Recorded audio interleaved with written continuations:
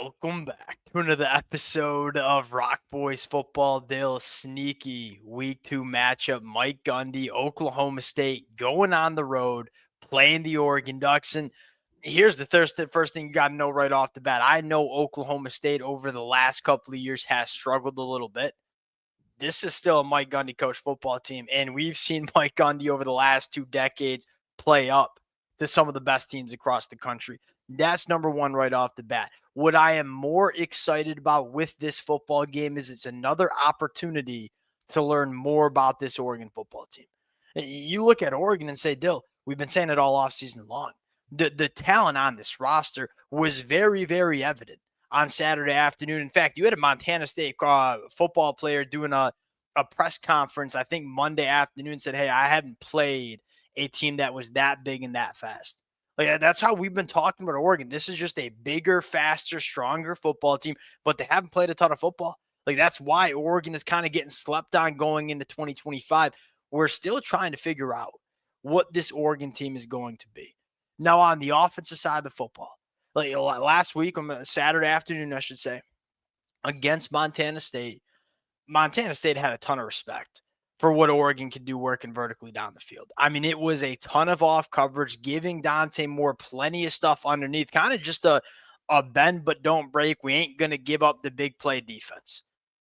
Oklahoma State's going to come out and give you a completely opposite, different look. Like this Oklahoma State defense led by Todd Grantham, they're going to put bodies in the box to stop the run, and they are going to get after the passer with a lot of different blitz packages. Completely different look than what Montana State gave Oregon. We're going to get the opportunity to see what this Oregon team can do working vertically down the field. Because, hey, if you want to bring pressure, that means our wide receivers are getting some one-on-one looks on the outside. Who are going to be the wide receivers that can push the ball vertically down the field? What does this vertical passing attack offense look like for Oregon? Stuff that we didn't get to see against Montana State. Dante Moore attempted 0 passes Saturday that traveled over 20-plus yards. I have a feeling that number is going to be a lot dang higher Saturday afternoon against Oklahoma State. Fired up for that storyline. Before we get into it, as always, to the Oregon fans, appreciate you guys, man.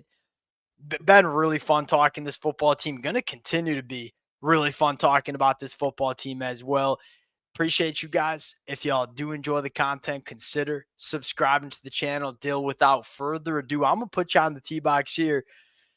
Dante Moore is going to see a little bit of a different look here, right? A lot of pressure coming from Oklahoma State, and I think Oklahoma State's going to try to take away the run as well using bodies. Like, we're going to walk our safeties in the box, load the box, try to stop the run, get after Dante Moore, force Dante Moore to push that football down the field while there will be some pressure in his face. What are you most excited to see from Dante Moore in this Oregon offense here?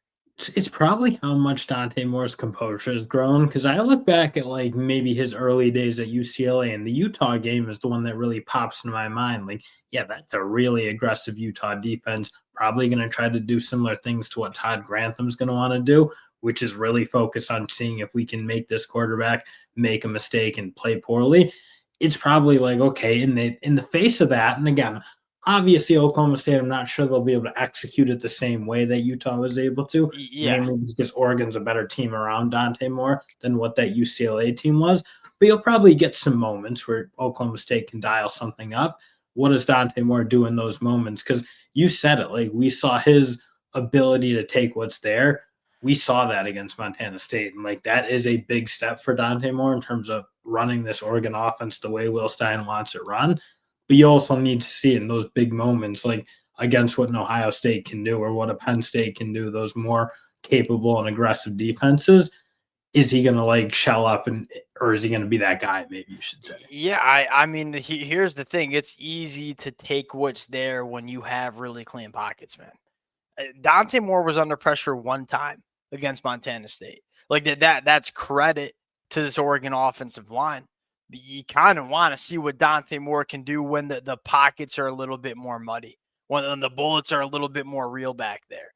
I think you're going to get that opportunity. Like, does he put the ball in harm's way, which he didn't do at all against Montana State? What's that look like against Oklahoma State? Here's the second thing, Dell. When you want to put bodies in the box to stop the run, And when you want to bring pressure, there's two things that we want to see. Number one, how does the offensive line hold up? I thought the offensive line looked really, really good against Montana State, but Montana State didn't necessarily challenge Oregon a ton up front. What's the communication look like in terms of picking up blitz packages and picking up stunts and games that this Oklahoma And State just defense? straight up, what are these two tackles like? Because that's probably one thing that Oklahoma State has, and that's two really good defensive Yeah, ends, and Wendell Wendell Gregory's Gregory and awesome. Johnson. Like those two, I think can get after a little bit and play some ball. Yep. That's where I'm kind of looking. Because again, I don't know that the interior play is going to be particularly tough for Oregon to Sure. deal with, to be very frank. But there are some good edge rushers on this Oklahoma State team, and that is another one of those questions: is like, what are these tackles like in big time competition, especially in the pass Yeah, protection? because you're getting there, right? And that's our biggest questions. All right, Alex Harkey, Isaiah World looked really good at the G5 level last year. Looked really good playing an FCS opponent against Montana State. What does it look like as you jump up to Power Four competition, especially as you go into the Big Ten, where look, Oklahoma State's got a good edge rushers. You're going to see better edge rushers on the road against Penn State in a couple of weeks. That's a good storyline to follow. Again, I'll continue to hearken to the communication. Like that was something we saw Oregon's offensive line really struggle with 12 months ago to open up the season. What does it look like when you're seeing a defense put a lot of bodies in the box and bring pressure from different ways? Can Dante Moore and Poncho at the center position get this offensive line in the right pass protection? Picking up the right guys. Then the other thing is, Dale, like when you want to bring pressure, you're going to have opportunities to push the ball down the field. The opportunities will be there against Oklahoma State. I know Oregon fans were very frustrated because we didn't get to see a lot of deeper third shots against Montana State. Look, that's just Montana State was taking that away. And I give Dante Moore a ton of credit for not trying to force it when it wasn't there. Well, guess what, Dill? The opportunity is going to be there. We think Dante Moore can make those kind of throws. In fact, that's why we're so excited about Dante Moore going into 2025. You want to see him make those throws. Here's the second conversation. Who are going to be the guys that can win vertically down the field for you as well, win on those one-on-one matchups? If I were to put you on the spot right here, who are the wide receivers that you're going to be watching the most? Yeah, I mean, I still think De'Corian Moore is the guy on this team in terms of the Yeah. pure wide receivers. Like he's wide receiver one. I don't think there's any question about it. It'll be kind of fun to see how much how diverse his skill set is, perhaps, and whether he is ready to be that guy down the field. I think it is, man. What people really don't understand with De'Corian Moore is he's a 10-4 guy in the 100-meter dash. He is one of the fastest football players, if not the fastest, on the football field every time he steps on the field. That is ball skills. Like, look, he ain't 6'5". This kid going up and grabbing footballs, it's different. I think as good as De'Corian Moore is with the football in his hands, yards after the catch situations, I think he's just as good winning vertically down the field. Dill, how about what we thought was kind of the star of Saturday afternoon, Malik Benson? Like that's another guy that we think can take the top off of defense. He going to get some opportunities to show what he can do working vertically that deeper third.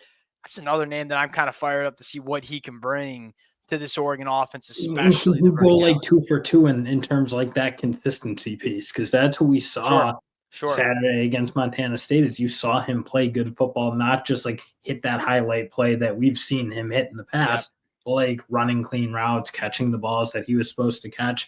We saw that. So again, I feel like the fact that he was on the field as much as he was certainly showed that he's earning some trust. Now you got to see him kind of string some games together, because that's always been the issue with Malik Benson in terms of what he can do. I don't think there's any doubt that, frankly, if he gets his opportunities, he is a guy who can certainly test teams vertically, because you just know the athletic profile is certainly there to make The that happen. speed in this wide receiver room is, and like you could throw in Kenyon Sadiq too.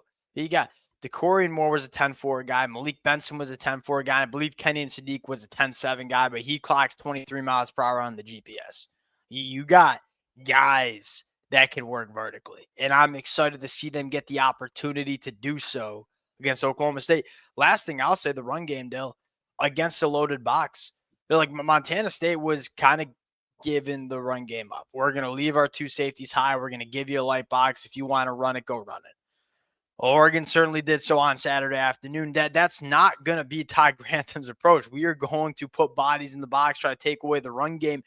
one of the things I want to see is, hey, even when you're trying to take away the run game, we're still going to show that we can run the football.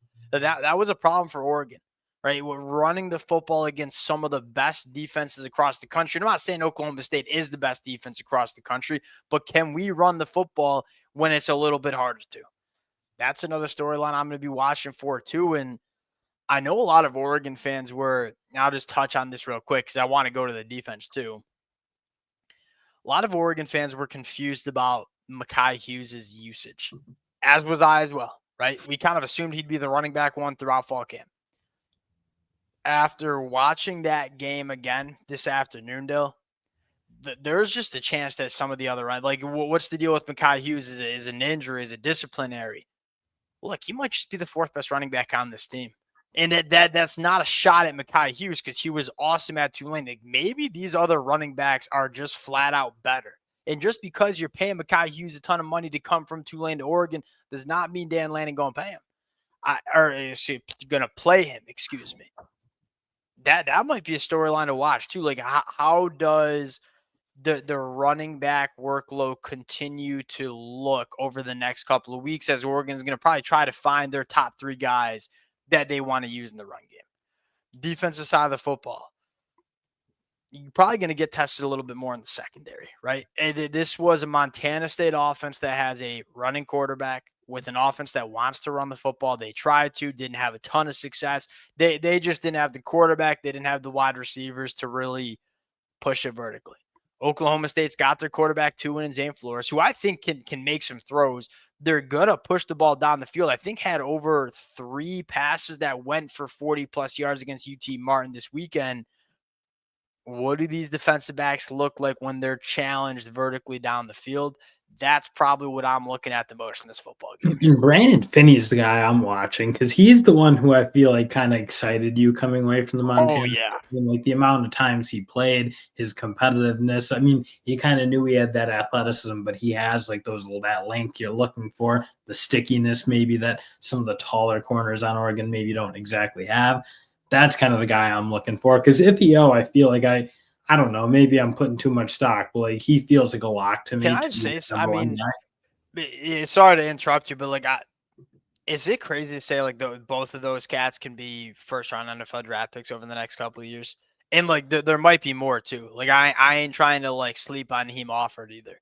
Dill, we could be talking about one of the better cornerback duos in the country. And I look, I know it's early because it's a year 2 kid that didn't play a ton year 1 in Iffy, and it's a year 1 true freshman in Brandon Finney. These kids freaking looked apart in ways that Oregon's cornerbacks did not last year. Here's the other thing. Okay, Oklahoma State, you want to push the ball down the field. That's all well and good. Can you hold up in pass protection? Like, This is okay, the problem for Oklahoma State. I just don't see well that they deal it's, with this defensive line because I mean, there's a lot working against. I feel like Oklahoma State, like they lost 5 starters we thought were going to be really good, underperformed, and now you have a new crew coming in. yeah, This is just an offense. I wasn't wowed by what they did against UT no. Martin. That is a different world than what Oregon's playing. So this is the side of the ball, frankly. I kind of wonder what we're going to learn because I do think this defensive line is really going to snuff this team out a little bit. But I am excited to see again what you kind of said. Like they're going to at least try to be a little bit more aggressive on offense. They struggled to run the football against UT Martin, and they struggled to hold up in pass protection. What's that going to look like on the road in Eugene? Yeah, it's gonna be a problem. I don't feel great. I don't feel great about it. They're like 28.5 points. I'm gonna keep taking Oregon to cover until they show me they won't, because this team, the intensity level. And here's one of the things with it. I don't know. I'm kind of interested to hear your take on this because know who we're else seeing it with is Georgia. When you don't have a ton of veterans, these kids are chomping at the bit to play. Like, even if it's against Montana State, even if it's against a team like Oklahoma State, who you're supposed to beat by 4 touchdowns, and I'm not saying Oregon wasn't trying last year by any means. The enthusiasm that you see from this football team for 4 quarters, I think it does feel a little bit different from what you saw from this team last year. And I think that has to do with, hey, a lot of those veterans had played a lot of football. Like a lot of these And young cats, there's kinda, like, spots up for grab, frankly, I feel that's like. also a good There's point. just more. I Yeah, mean, you see these 1st and 2nd year guys, like, yeah, there's spots that weren't exactly locked down. Last year, you kinda knew what you're trotting out with. They weren't playing nearly as many guys, like, it's a yeah, deeper team, it's a more talented team, there's more yeah. guys playing game to game, and with that, I feel like there is probably an inherent different level of competition for those limited spots. You want to play for Oregon, you got to earn every single Saturday. Like you think position battles ended when we wrapped up fall camp? You were sadly mistaken when you talk about a Dan Lanning coach team. You best believe that. I like Oregon to cover this. I just don't see how Oklahoma State scores that many points, and I don't see how Oklahoma State deals with how explosive because that's the we didn't get to see it a ton last week. This team can be really explosive. I think you're going to see that on Saturday afternoon. We'll close it out there. Appreciate you guys rocking with it. If y'all do enjoy the content, consider subscribing to the channel. We'll talk to y'all later. Peace.